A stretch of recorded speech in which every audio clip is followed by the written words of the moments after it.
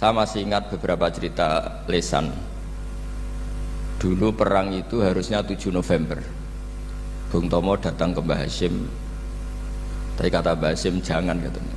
Kiai bagian nyeblokno pesawat urung teko. Walhasil nunggu Ki Abbas dari Buntet Pak Kapolres itu doanya spesial untuk menjatuhkan apa? Pesawat. Saya kebetulan banyak kenal sama cucu-cucu Ki Abbas Buntet. Tanggal 10 datang terus perang dimulai. Dan itu menjadi perang bersejarah karena jenderal dari Belanda ya, dari Inggris ya, itu sampai meninggal. Bahwa jihad itu dari kata jahada yujahidu mujahadatan. Kalau masdar mujarrodnya jahida dan baca jahada jadu jahdan wa jihadan, itu maknanya serius menekuni sesuatu. Jadi tidak harus bentuknya perang. Tapi Islam juga jangan anti perang, karena andaikan Islam itu tidak punya konsep perang, itu juga kita bingung saat kita dijajah Belanda. Jadi sesuatu itu pasti akan ada momennya, ada pembenarnya. Disebut kalau dalam fikih muqtadul hal. Saya masih ingat beberapa cerita lesan. Dulu perang itu harusnya 7 November. Bung Tomo datang ke Mbah Hashim. Tapi kata Mbah Hashim jangan, katanya. Kiai bagian nyeblokno pesawat urung teko. Walhasil nunggu Ki Abbas dari Buntet Pak Kapolres itu doanya spesial untuk menjatuhkan apa? Pesawat. Saya kebetulan banyak kenal sama cucu-cucu Ki Abbas Buntet. Tanggal 10 datang terus perang dimulai. Dan itu menjadi perang bersejarah karena jenderal dari Belanda ya, dari Inggris ya, itu sampai meninggal. Jadi siapa? Malabi ya. Jadi intinya Anda jangan berpikir bahwa negara ini didirikan hanya oleh umarok. Bahkan sebelum ada negara, yang sudah ada itu ulama. Dulu para wali songo sampai para kiai era kemerdekaan itu sudah membentuk satu komunitas.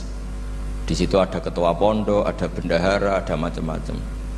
Sehingga kiailah yang bisa menggerakkan publik untuk melawan Belanda. Karena kiai ini juga yang megang otoritas publik. Ketika seorang Mbah Hashim Asy'ari memfatwakan jihad itu fardhu ain, maka semua orang berpikir harus jihad melawan kehadiran Belanda atau penjajah mana saja. Tapi itu satu sisi ya. Di sisi yang lain, bahasa Arab itu ada sisi uniknya. Kalau menamai penjajah itu musta'marin atau al-isti'mar. Isti'mar itu meramaikan dunia. Karena memang bangsa kita dulu itu ya aneh. Tapi nak sampean ngrasani teman-teman ya kualat itu mbah-mbah jenengan. Kita ini dulu memang ya agak aneh. Belanda itu sudah penjajah, tapi sama buyut-buyut kita dipanggil Doro. Bisa kamu bayangkan kiai saat itu untuk mengingatkan masyarakat pentingnya melawan Belanda. Wong manggil Belanda saja Doro tuan. Terus kemudian kita berfatwa melawan Doronya. Jadi benahi ilmunya saja wis sak penggawean kira-kira gitu. Jadi ngelola orang bodoh itu ya kangelan. Enggak dikelola itu bangsa kita, dikelola itu ya rodok goblok banget. Wong ngundang penjajah kenapa? Doro. Jadi itu PR besar. Tapi kiai itu punya seni untuk memberi penjelasan.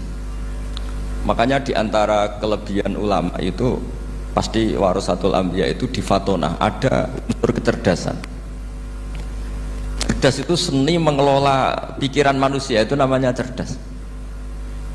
Makanya saya berkali-kali kalau ngaji, harusnya orang itu semuanya itu pengagum ilmu, jangan pengagum fakta, tapi pengagum ilmu. Ya saya berkali-kali mencontohkan, kalau Anda suami yang miskin, nggak punya uang, terus pulang dimarahin istri karena nggak punya uang atau kerja tidak sukses, harusnya kamu bangga. Anda juga kan yang berteori kalau suami nggak becus itu pasti dimarahin gitu. Nah, ketika menjadi fakta harusnya Anda syukur bahwa ilmu Anda itu benar gitu. Jadi pas istri marah, wah alhamdulillah ternyata teori saya ini benar gitu. Ini lucu kan, teori Anda mengatakan demikian, tapi pas menjadi fakta Anda tidak siap. Nah, begitu juga menyangkut penjajah. Belanda itu sudah maju, Eropa sudah maju, Indonesia negara yang terbelakang. Di mana-mana terbelakang itu menjadi objek penjajahan. Di mana-mana yang terpelajar itu posisi menjajah. Sehingga ulama berpikir bahwa awal dari kemerdekaan adalah mengertikan yang tidak ngerti. Karena teori penjajahan pasti gitu, yang tahu menjajah yang tidak tahu, yang sudah modern menjajah yang belum modern dan seterusnya. Makanya awwalu hadzal din itu al ilmu. Makanya nomor satu itu ilmu, pengetahuan. Di sini pentingnya sampai Islam mewajibkan thalabul ilmi fardhatun ala kulli muslimin. Karena tadi bisa kamu bayangkan 350 tahun dijajah Belanda, kita manggil mereka itu doro atau tuan. Kayak apa?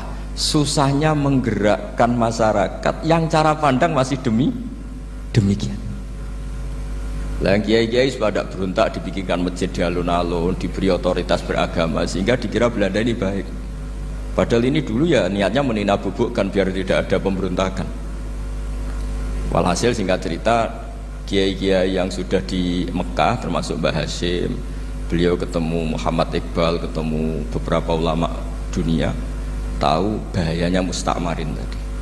Terus akhirnya kiai-kiai kumpul-kumpul fatwa resolusi nopo jihad. Jadi ini mukaddimah sebagai pembenaran, sebagai setuju saya sama Kiai Haji Ulil Albab bahwa nomor satu itu jihad. Tapi jihad tadi pemaknanya harus utuh. Kalau kondisi perang ya perang, kalau kondisi stabil ya jihad untuk memajukan apa? Indonesia. Dan itu saya ulang lagi dimulai dari ilmu. Sebelum saya ngaji Minhajut Thalibin saya cerita ilmu itu apa? Ilmu itu sederhana, sesuatu yang mudah. Karena ilmu itu fitratallahi allati fataran nasa napa? Misalnya begini, saya orang miskin, nggak punya apa-apa. Sudah nggak punya apa-apa, nggak punya jabatan, terus keluarga yang nggak pati loyal, mungkin istri ada ngidolakan kita, bahkan anak kita sendiri juga nggak ngidolakan kita. Itu kan sial-sialnya orang, anak kita aja nggak pernah ngidolakan kita. Tapi untuk bahagia itu sebenarnya sederhana. Sederhananya begini, orang pinter itu ingin mempertahankan kehidupannya, terus pinter sampai berobat habis banyak ke Belanda, ke Jepang supaya mempertahankan nyawanya.